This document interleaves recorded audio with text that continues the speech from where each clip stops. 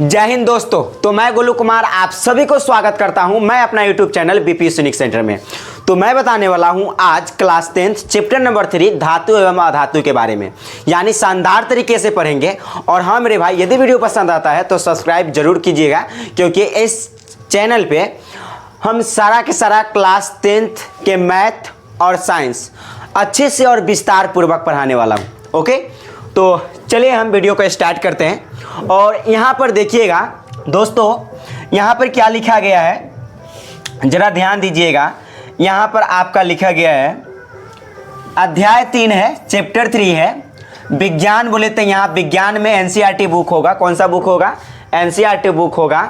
और ये केमिस्ट्री है। ये कौन सा है? ये चैप्टर नंबर 3 है, केमिस्ट्री है, विज्ञान के अंतर्गत रसायन शास्त्र है। ओके, और कक्षा 10 यानी क्लास 10th के लिए। चलिए मेरे दोस्त, यहाँ पर इसको जानने से पहले हम थोड़ा सा इसके बारे में, इस चैप्टर के बारे में पहले बेसिक जानते हैं। क्या जानते हैं? बेसिक जानते हैं। वहाँ पर थोड़ा सा आप बैक में ध्यान दीजिएगा, उसके बाद हम ये पीडीएफ के साथ आपको हम समझा देंगे। पहले जितना कहते हैं उतना जो है आप समझिए। ओके, तो चलिए यहाँ पर ध्यान दीजिएगा। और सबसे पहले थोड़ा सा हम इंट्रो पार्ट देते हैं, अदरवाइज पीडीएफ में लिखा गया है, अच्छे से लिखा गया, यहाँ पर देख सकते हैं। ठीक है, तो यहाँ पर सबसे पहली बात दोस्तों, यहाँ ध्यान दीजिएगा। यहाँ पर सबसे पहली बात है कि हमारे जो अभी विद्वान तत्व, मतलब जो अभी तक तत्व की खोज हुई है, अभी तक जो तत्व की खोज हुई है वह 118 तत्व की खोज हुई है। अभी तक कितने तत्वों का खोज हो चुकी है मेरे दोस्तों? यहाँ पर याद रखें, 118 तत्वों की खोज हुई है। 118 क्या है? एलिमेंट है। 118 क्या है मेरे दोस्त? एलिमेंट है। एलिमेंट बोले तो तत्व है। ध्यान दीजिएगा, क्या है? तत्व है। जिस 118 एलिमेंट यानी तत्व में से इस 118 एलिमेंट में से मेरे दोस्त यहाँ पर 93 जो है मेटल है, 93 क्या है? धातु है। ओके, 93 क्या है? धातु है। उसके बाद दोस्तों ध्यान दीजिएगा, और उसके बाद यहाँ पर 7 जो है बीच में उपधातु होता है। उपधातु बोले तो मेटलॉइड्स होता है। क्या होता है दोस्तों? मेटलॉइड्स होता है। उसके बाद इसी में से अधातु की संख्या जो है 18 होती है। अधातु की संख्या कितने होती है दोस्तों? 18 होती है। ये है अधातु। क्या होती है? अधातु। तो मेरे दोस्त यहाँ पर देखिएगा, अभी तक जो विद्वान तत्व है, अभी तक जो तत्व की खोज हुई है, अभी तक कितने तत्व जो है अभी वर्तमान में मौजूद है, यानी वर्तमान में कितने एलिमेंट है, कितने तत्व है, तो कुल 118 है। जिस 118 में से 93 धातु है। 93 क्या है? धातु है। और 7 उपधातु है, और 18 जो है अधातु है। हम इन सभी को ट्री के माध्यम से याद भी करवा देंगे दोस्तों। यहाँ पर बने रहे वीडियो में, अच्छे से विस्तार पूर्वक से जानते हैं। ओके, और आप क्लास 10th में है तो इसके लिए आपको लिए बेहतर कंटेंट साबित होगा और अच्छे से आप पढ़ पाइएगा। ओके, तो चलिए दोस्तों, यहाँ पर हम इसके बारे में सारा के सारा लिखे हैं। जरा सा देखिएगा क्या लिखा गया है। यहाँ पर देखिए, तो यहाँ हमने लिखा है दोस्तों, यहाँ पर लिखा है अब तक जो है कुल, अब तक कुल 118 तत्वों की खोज हुई है। जिसमें से 93 क्या है दोस्तों? 93 क्या है? तो 93 जो है मेटल है। 93 मेटल है। 7 उपधातु है। उपधातु की संख्या कितने हैं? उपधातु की संख्या 7 है। एवं 18 अधातु है। 18 क्या है दोस्तों? 18 अधातु है। ओके दोस्तों, क्या है? 18 अधातु है, इसको याद रखें। और 7 उपधातु है। हम अच्छे से याद करवा देंगे उपधातु को, इस प्रकार से याद करवा देंगे कि दोस्तों आप जीवन भर नहीं भूलेंगे। ओके, तो चलिए यहाँ पर आगे चलते हैं। और इसके बाद इसके बाद हमने लिखा है दुनिया की जो सबसे हल्की धातु होती है, दुनिया की जो सबसे हल्की धातु होती है, थोड़ा सा बेसिक पॉइंट जानते हैं उसके बाद आगे चलते हैं, ठीक है, उसके बाद आगे चलते हैं। दुनिया की जो सबसे हल्की धातु होती है दोस्तों, यहाँ पर याद रखेंगे आप, सबसे हल्की धातु लिथियम होती है, लिथियम होती है दोस्तों। जिसके लास्ट में म जो लगा होता है ना, जिसके लास्ट में म होता है, ज़्यादातर एलिमेंट, ज़्यादातर तत्व धातु होती है। तो कहेंगे जिसके लास्ट में म लगा होता है वह क्या होता है दोस्तों, धातु होता है। इस बात को आप समझिएगा, जिसके लास्ट में म लगा होता है वह ज़्यादातर क्या होती है दोस्तों, तो याद रखें यहाँ पर धातु होती है। क्या होती है, धातु होती है। इस बात को आप अच्छे से विस्तार पूर्वक जो है याद रखेंगे, ठीक है दोस्तों, अच्छे से आप विस्तार पूर्वक याद रखेंगे। चलिए अब थोड़ा सा आगे चलते हैं, इस बात को समझते हैं। देखिएगा तो दोस्तों सबसे हल्की जो धातु होती है वह लिथियम होती है, याद रहे। उसके बाद सबसे जो भारी धातु होती है, दुनिया की सबसे भारी धातु, वह ऑस्मियम होती है। क्या होती है, ऑस्मियम। ये धातु बोले लास्ट में म लगा हो, अधिकतर क्या होती है, धातु होती है। तो बताइए दुनिया की सबसे हल्की धातु क्या होती है, तो लिथियम होती है। क्या होती है, लिथियम दोस्तों, याद रखें। उसके बाद सबसे जो भारी धातु होती है, दुनिया की जो भारी धातु होती है वह ऑस्मियम होती है। क्या होती है दोस्तों, ऑस्मियम होती है, याद रखें। उसके बाद द्रव अवस्था में यानी लिक्विड स्टेज में जो फंड यानी कि जो पाया जाता है, यानी द्रव अवस्था में पाए जाने वाली, द्रव अवस्था में पाए जाने वाली धातु। तो द्रव अवस्था में पाए जाने वाली धातु के नाम लेता है दोस्तों, तो यहाँ पर पारा होगा। क्या होगा, पारा होगा। क्या होगा, पारा होगा, याद रखें। यानी द्रव अवस्था में पाए जाने वाली धातु के नाम लेता है दोस्तों, तो आप पारा याद रखेंगे। क्या याद रखेंगे, पारा याद रखेंगे। उसके बाद द्रव अवस्था में यानी लिक्विड स्टेज में पाए जाने वाले अधातु कहेगा तब ब्रोमीन लगाएंगे। अगर अधातु कहता है दोस्तों तो ब्रोमीन, अगर धातु कहता है द्रव अवस्था में क्या है, धातु कहता है द्रव अवस्था में क्या है, तो दोस्तों याद रखेंगे पारा है, ठीक है। पारा बोले तो Hg होता है उसका संकेत, ओके। और यहाँ पर द्रव अवस्था में पाए जाने वाली जो अधातु होती है दोस्तों, वह ब्रोमीन होती है। क्या होती है दोस्तों, ब्रोमीन होती है। इसको आप जरूर से जरूर जो है याद रखें, ओके। तो अगर धातु पूछे द्रव अवस्था में तो आप पारा बताइएगा। यदि अधातु पूछे द्रव अवस्था में पाए जाने वाला है तो आप क्या बताइएगा दोस्तों, तो आप बताइएगा यहाँ पर ब्रोमीन बताइएगा, ओके। और दुनिया की जो सबसे हल्की धातु होती है वह लिथियम होती है, और दुनिया की जो सबसे भारी धातु होती है दोस्तों वह ऑस्मियम होती है, ओके, ऑस्मियम होती है। चलिए अब चलते हैं यहाँ पर आगे दोस्तों। यहाँ ध्यान दीजिएगा, लिखा गया है दोस्तों चमकीला अधातु, चमकीला अधातु। हालांकि और हम इसके बारे में और जानेंगे आगे, लेकिन फिलहाल यहाँ पर डायरेक्ट क्वेश्चंस आता है दोस्तों। यह कई बार पूछा गया एग्जाम में, कई बार एग्जाम में पूछा गया है दोस्तों कि यहाँ पर चमकीला अधातु क्या होता है, तो याद रखें आयोडीन होता है। चमकीला जो यानी ब्राइटनेस, वो ब्राइटनेस मेटल कौन सा है, तो आप याद रखेंगे दोस्तों ब्राइटनेस जो मेटल होता है वह आयोडीन होता है। क्या होता है, आयोडीन होता है। चाकू से काटने वाली जो धातु होती है, वैसी धातु जिसे हम चाकू से काट सकते हैं वह लिथियम होती है, सोडियम होती है और पोटेशियम होती है। तो यहाँ पर ध्यान रखेंगे दोस्तों, चाकू से जो काटने वाली धातु है वह लिथियम है, सोडियम है और पोटेशियम है। लिथियम है, सोडियम है और पोटेशियम है। लिथियम बोले तो Li और सोडियम बोले तो Na और पोटेशियम बोले तो K, ओके। यहाँ पर आप इतना ध्यान रखेंगे। तो यहाँ पर कहेंगे चाकू से जो काटने वाली धातु है, यानी वैसी कौन सी धातु है जिसे हम चाकू से आसानी पूर्वक से काट सकते हैं दोस्तों, याद रखेंगे लिथियम, सोडियम और potassium. Lithium Li, sodium Na, potassium K, okay. ये तीन, ये कैसा होता है, जैसा आप पनीर देखते हैं, जो पनीर खाते हैं ना, वो जो पनीर देखते हैं सेम पनीर की तरह होता है। इसलिए लिथियम, सोडियम और पोटेशियम को आप आसानी से चाकू से काट सकते हैं दोस्तों, ठीक है। तो यहाँ पर आप इतना याद रखेंगे। और भी एक क्वेश्चन पूछता है कि क्या 1 ग्राम सोने से कितने किलोमीटर लंबा तार बनाया जा सकता है, तो मेरे दोस्त यहाँ पर आप याद रखेंगे 1 ग्राम सोने से 2 किलोमीटर लंबे तार बनाया जा सकता है। 2 किलोमीटर लंबे तार बनाया जा सकता है, याद रखेंगे। मतलब 1 ग्राम सोने से ही हम 2 किलोमीटर लंबा तार बना सकते हैं, इतना पावरफुल जो है मेटल होता है, धातु होता है। मतलब तन्यता के गुण पाया जाता है उसमें। चलिए इसके बारे में अब हम ये जानते हैं कि धातु क्या होती है दोस्तों और अधातु क्या होती है। आज तक किसी ने केमिस्ट ने, किसी भी रसायन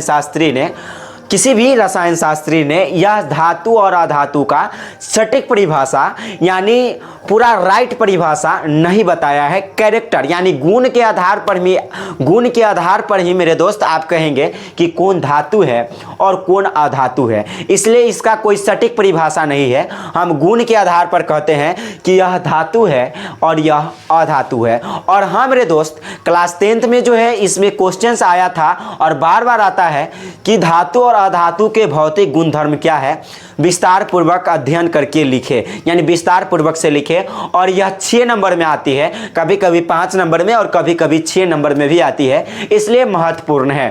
और जैसे हम लिखे हैं आप उस प्रकार से यदि एग्जाम में लिख देते हैं तो आपका जो है 5 नंबर का पूछेगा तो 5 मार्क्स ही मिलेगा, एक भी नंबर नहीं कटने वाला दोस्तों। यदि 6 नंबर का पूछता है तो 6 नंबर ही मिलेगा। ओके, तो चलिए यहाँ पर ध्यान दीजिएगा। तो सबसे पहले हम जानते हैं दोस्तों कि यहाँ पर धातु क्या होती है और अधातु क्या होती है। ओके, धातु क्या होती है और अधातु क्या होती है। देखिए आप किस आधार पर कहेंगे किसी को कि ये धातु है और ये अधातु है, किस आधार पर कहेंगे दोस्तों। यहाँ पर ध्यान दीजिएगा, जरा ध्यान दीजिएगा। कहा यहाँ पर धातु एवं अधातु के भौतिक गुणधर्म। भौतिक गुणधर्म कहने का क्या मतलब है? भौतिक गुणधर्म कहने का क्या मतलब है दोस्तों? मतलब बाहर से कैसा लगता है देखने में। भौतिक गुणधर्म कहने का मतलब जो आपका बाहर से बनावट है वो कैसा है, बाहर से जो बनावट है वह कैसा है, इसका मतलब ये होता है दोस्तों। ठीक है, तो यहाँ पर ध्यान दीजिएगा। का भौतिक गुणधर्म यानी धातु एवं अधातु के भौतिक गुणधर्म क्या होती है दोस्तों। तो यहाँ पर देखिए यह चमकीला होती है। मतलब कहने का मतलब यह है कि धातु चमकीला होती है। धातु क्या होती है? चमकीला। जैसे सिल्वर आप देखते हैं, सिल्वर, चांदी क्या है? धातु है। चांदी क्या है दोस्तों? धातु है। इसलिए चांदी कैसी होती है? चमकीला होती है। समझ रहे हैं? चमकीला होती है। यानी जितने भी धातु है, लगभग जितने भी धातु है वो सब के सब चमकीला होती है। सब के सब क्या होती है दोस्तों? चमकीला होती है। ओके, उसके बाद अधातु के बारे में बात करें। किसके बारे में बात करें दोस्तों? अधातु के बारे में बात करें तो अधातु चमकीला नहीं होती है, लेकिन कहा जाता है ना कि गाँव में कुत्ते बिलाई भी होते हैं। मतलब ऐसा कह देते हैं, जो खराब बच्चे होते हैं या जो खराब आदमी होते हैं उसके इस टाइप में समाज में ऐसा बोला जाता है। ओके, तो यहाँ पर ध्यान दीजिएगा। सेम उसी प्रकार से अपवाद है, एक्सेप्शंस है कि भले ही अधातु चमकीला नहीं होती है, भले ही अधातु क्या होती है? चमकीला नहीं होती है, लेकिन एक्सेप्शंस यानी अपवाद है, अलग है, सबसे अनोखी है, यूनिक है। जो क्या है? अपवाद में आयोडीन अधातु होते हुए भी चमकीला है, जो कि हमने ऊपर में बताया भी। वैसी अधातु जो चमकीला होती है दोस्तों, तो यहाँ पर आयोडीन जो है अधातु होते हुए भी चमकीला होती है। ऐसे तो धातु अधातु चमकीला नहीं होती है, लेकिन एक ऐसे अधातु है आयोडीन जो चमकीला होती है। याद रखेंगे, एक्सेप्शंस है, अपवाद है। ओके, चलिए उसके बाद दोस्तों यहाँ पर ध्यान दीजिएगा। इसमें हमने लिखा सेकेंड वाला पॉइंट, यह तन्य होती है। यह मतलब कौन दोस्तों? धातु क्या होती है? तन्य होती है। धातु क्या होती है? तन्य होती है। तन्य कहने का क्या मतलब होती है? तन्य कहने का क्या मतलब होती है दोस्तों? तन्य क्या कहने का मतलब होती है? जैसे हम किसी भी पदार्थ को लो, ऐसे लमार दे, ऐसे क्या कर दे? लमार दे, तो इसी को हम तन्यता कहते हैं, इसी को तन्य कहते हैं। इसलिए कहा जाता है कि धातु में तन्य होती है, धातु में तन्यता की गुण पाई जाती है, जिसके कारण से 1 ग्राम सोने को 2 किलोमीटर लंबे तार के रूप में खींचा जा सकता है। ठीक है, इसलिए इसमें लिखा गया दोस्तों सेकेंड पॉइंट में, सेकेंड है यहाँ पर धातु के गुणधर्म में कि यह तन्य होती है, लेकिन अधातु तन्य नहीं होती है। अधातु को आप नहीं लमार सकते हैं। ठीक है, तो यहां पर ये तन्य होती है और ये तन्य नहीं होती है दोस्तों। ठीक है, उसके बाद जरा ध्यान दीजिएगा। अगले पॉइंट जो लिखा गया तीसरा है, यह आघातवर्धक होती है। आघातवर्धक कहने का क्या मतलब है दोस्तों? यहां पर ध्यान दीजिएगा। आघातवर्धक कहने का मतलब होता है कि पीट पाट कर चौड़ा करना। जैसे आप थाली जानते हैं दोस्तों, थाली जो है एल्यूमिनियम का बना होता है, उसको पीट पाट कर चौड़ा कर सकते हैं, गोला भी कर सकते हैं। मतलब पीट पाट कर जो चौड़ा करने वाला जो गुण होता है उसको हम धातु का अघातवर्ध्यता का गुण कहा जाता है।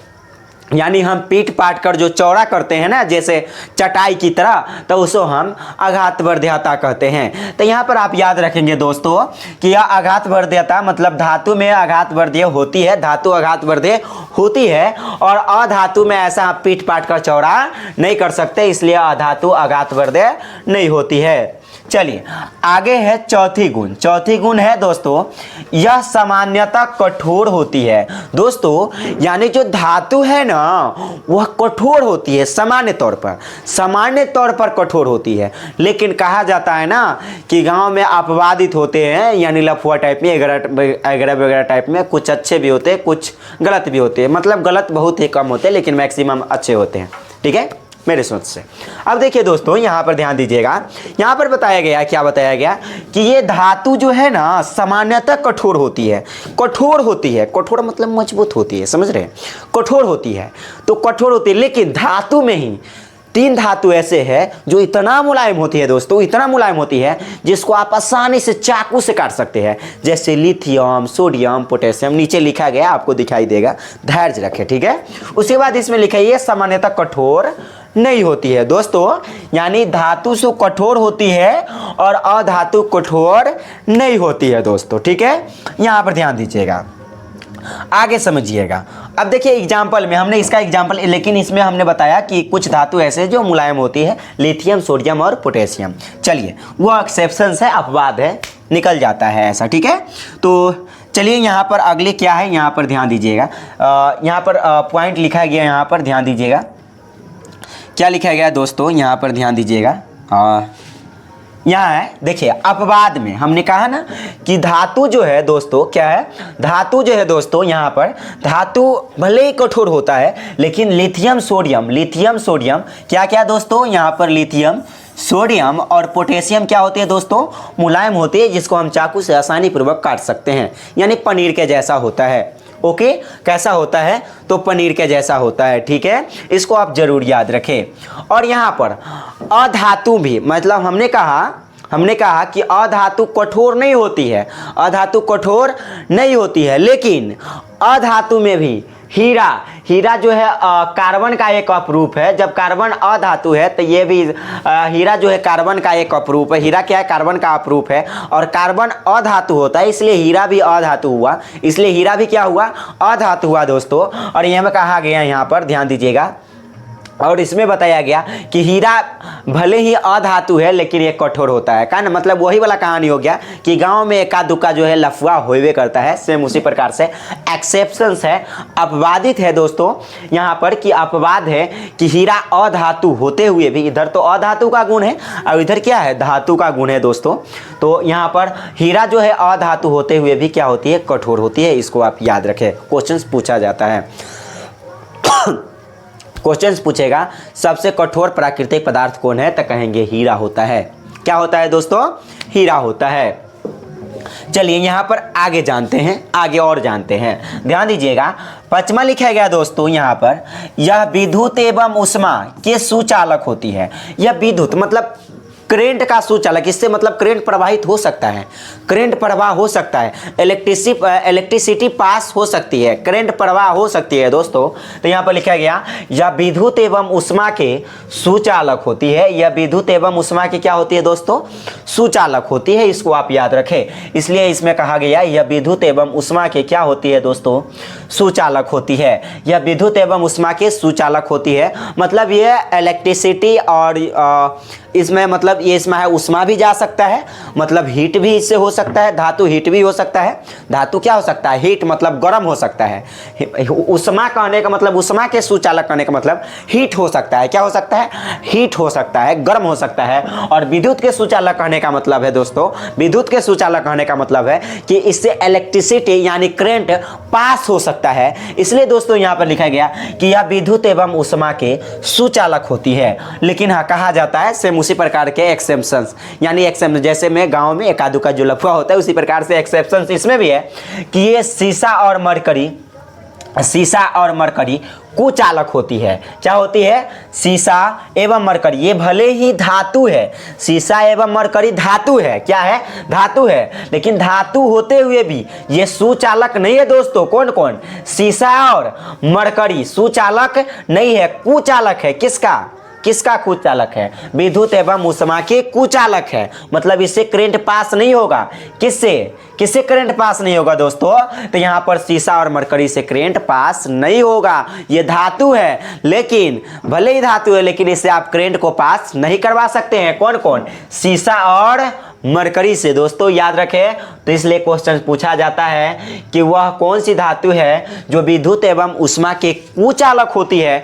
कुचालक होती है, सुचालक नहीं दोस्तों, कुचालक होती है। तो यहां पर कहेंगे क्या होती है? तो यहाँ सीसा और मरकरी होती है। क्या होती है? सीसा और मरकरी होती है। याद रखें, क्या होती है? सीसा और मरकरी होती है। ओके, उसके बाद इसमें लिखा जाएगा दोस्तों, यह विद्युत एवं ऊष्मा के कुचालक होती है। मतलब अधातु जो होती है विद्युत का भी कुचालक होती है, मतलब अधातु से करंट पास नहीं हो सकता दोस्तों, और न ही अधातु हीट किया जा सकता है, न ही अधातु को गर्म किया जा सकता है। इसका कहने का मतलब यहाँ पर यह होता है। उसके बाद दोस्तों यहाँ पर लिखा गया कि अपवाद स्वरूप आप जान सकते हैं, मतलब सभी में ना, सब में जो है अपवाद कुछ न कुछ होते हैं, अपवाद कुछ न कुछ होते हैं। जैसे ग्रेफाइट, ये कुचालक नहीं है दोस्तों, यह ग्रेफाइट सुचालक है। यानी ग्रेफाइट जो पेंसिल जो होता है दोस्तों, आप पेंसिल देखो होगा, जैसे आप बच्चे में पेंसिल से पढ़ते थे, जो पेंसिल है वह पेंसिल से क्या होता है, मतलब पेंसिल के दोनों तरफ अगर छील करके और करंट पास करवाया जाए, वो ग्रेफाइट की बनी होती है, उससे करंट लग जाएगा। इसलिए आज से ये भूल कर भी, मतलब आपको जानकारी होना चाहिए दोस्तों कि जो पेंसिल का जो दोनों तरफ का जो नोखी होता है, दोनों तरफ का जो नोखी होता है वह इलेक्ट्रिसिटी यानी करंट उससे पास होता है। इसलिए दोनों तरफ से छील करके ऐसा ना कहे कि ये अधातु है, अधातु जो है विद्युत एवं ऊष्मा के कुचालक होती है, उससे करंट पास नहीं होगा। तो ऐसा सोचकर आप करेंगे तो आप मर सकते हैं, करंट लग सकता है।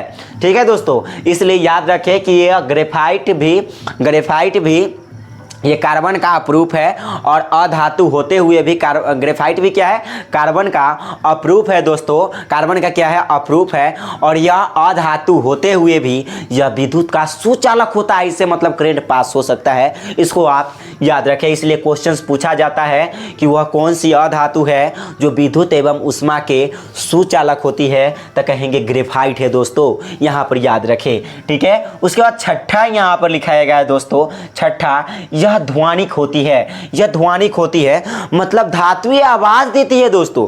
जैसे आप एल्यूमिनियम का जो बर्तन होती है, जैसे चाहे मेटल, जैसे आप मंदिरों में जाते हैं तो घंटी लगा होता है, घंटा, समझ रहे हैं? घंटे जैसे आप मंदिर में ऐसे हिलाते हैं तो ये क्या है? मेटल है, धातु है, इसलिए वो आवाज देती है। ठीक है, इसलिए कहा गया दोस्तों कि यह ध्वनिक होती है, यानी यह आवाज देती है। क्या करती है? यह आवाज देती है दोस्तों। उसके बाद यहाँ पर यह क्या होती है? यह ध्वनिक नहीं होती है, मतलब अधातु जो है दोस्तों, यह अधातु आवाज नहीं देती है दोस्तों, अधातु आवाज नहीं देती है। यहाँ पर लिखा गया ध्वनिक करने का मतलब आवाज होता है, ध्वनिक करने का मतलब आवाज होता है। तो धातु ध्वनिक होती है, अधातु ध्वनिक नहीं होती है। थोड़ा सा इसके जो है अपोजिट लिख देना है, अच्छे से काम 35 हो जाएगा। ठीक है, उसके बाद सातवां है दोस्तों, यह ठोस अवस्था में पाई जाती है। लेकिन देखिए, कहा जाता है ना, कुछ कुछ अपवाद होते हैं, कुछ कुछ अपवादित होते हैं। मतलब धातु जो है दोस्तों, धातुएं जो है दोस्तों, यहाँ पर धातु क्या है? तो धातु भले ही ठोस अवस्था में पाई जाती है, भले ही धातु क्या होती है? ठोस अवस्था में पाई जाती है, लेकिन एक धातु ऐसे है जो द्रव अवस्था में पाई जाती है। वो क्या है दोस्तों? वो क्या है? तो पारा है। यहाँ पर लिखा गया दोस्तों कि यह ठोस अवस्था में पाई जाती है। यह क्या होती है? ठोस अवस्था में पाई जाती है, मतलब सॉलिड स्टेट में पाई जाती है, सॉलिड स्टेज में पाई जाती है। तो यहाँ पर कहा यह ठोस अवस्था में पाई जाती है। कौन सी अवस्था में? ठोस अवस्था में पाई जाती है। मतलब धातु के जो कण है, पार्टिकल्स है, वह सटा सटा होता है दोस्तों। तो यहाँ पर कहा यह ठोस अवस्था में पाई जाती है। कौन? धातु जो है दोस्तों यहाँ पर ठोस अवस्था में पाई जाती है। लेकिन अपवाद में कहा जाता है ना कि सब में अपवाद निकालिए जाता है, एक्सेप्शंस निकालिए जाता है। ठीक है, तो यहाँ पर जैसे मैं मतलब एक बोरे आप आलू को रख लीजिए और एक बोरे आलू में एक सरल को डाल दीजिए, सबको सरा डालता है। मतलब सेम उसी प्रकार से कहानी वाला बात हो गया। भले ही ये ठोस अवस्था में धातु पाई जाती है, लेकिन अपवाद स्वरूप क्या है? पारा क्या है? द्रव अवस्था में पाई जाती है दोस्तों। पारा एक ऐसी धातु है जो द्रव अवस्था में पाई जाती है। बाद बाकी सब क्या है? धातु ठोस अवस्था में पाई जाती है। अगली बात है दोस्तों, अगला पॉइंट इसमें अधातु में लिखेगा कि जितने भी अधातु होती है वह ठोस एवं गैस दोनों अवस्था में पाई जाती है। यानी दोस्तों अधातु जो है ठोस और गैस दोनों अवस्था में पाई जाती है। अधातु है जो दोस्तों यहाँ पर ठोस और गैस दोनों अवस्था में पाई जाती है। इसलिए याद रखिए अधातु क्या है? ठोस और गैस दोनों अवस्था में पाई जाती है। लेकिन कहता है ना कि सब में अपवादित होते हैं। सेम इसी प्रकार से इसमें भी एक्सेप्शंस है, इसमें भी अपवाद है दोस्तों। अपवाद क्या है? तो अपवाद है ब्रोमीन जो कि द्रव अवस्था में है। तो दोस्तों यदि पूछता है कि वह कौन सी धातु है जो द्रव अवस्था में पाई जाती है, तो पारा है। वह कौन सी अधातु है जो द्रव अवस्था में पाई जाती है? तो दोस्तों याद रखेंगे ब्रोमीन है। तो दोस्तों आज हम यहां तक ही रहने देते हैं। अदरवाइज हम लेक्चर धीरे धीरे कंप्लीट अच्छे से पढ़ाना स्टार्ट किया हूं और यहाँ पर अच्छे से पढ़ाने की कोशिश करता हूं। और ज़्यादा कि आपको खिया देंगे तो डोज हो जाएगा ज़्यादा, तो आप क्या कीजिएगा? नाक दरने निकाल दीजिएगा या मुंह दरने उल्टी कर दीजिएगा। इसलिए दोस्तों यहाँ पर जितना मतलब हो सके उतना ही पढ़े, लिमिट से पढ़े और अच्छे से समझते चले और अच्छे से याद करते चले। तो जब तक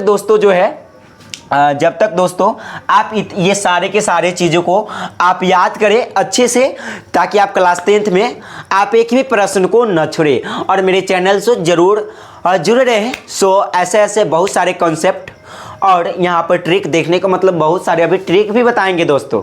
ठीक है, बहुत सारे अभी ट्रिक भी बताएंगे। यदि आपको किसी भी चीज़ का प्रॉब्लम होता है तो आप कमेंट में दोस्तों यहाँ पर बता सकते हैं कि कौन सी प्रॉब्लम है। ठीक है, अदरवाइज फिर मिलते हैं, मतलब आप लोग पढ़िए, जब तक फिर मिलते हैं अगले वीडियो में। ओके, धन्यवाद।